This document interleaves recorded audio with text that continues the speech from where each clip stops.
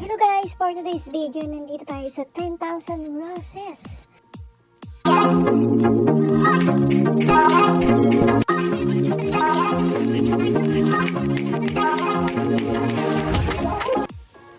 So, andito kami sa 10,000 Roses. Ayan guys, ang daming tao dito lagi. Ayan, nakita niyo ba yan? Yung mga umiilaw-ilaw. Yan po ang 10,000 Roses.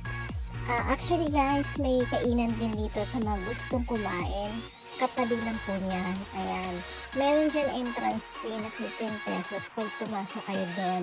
Ngayon, syempre kakain muna tayo bago tayo pumasok doon sa 10,000 Roses. And umorder tayo ng pansit.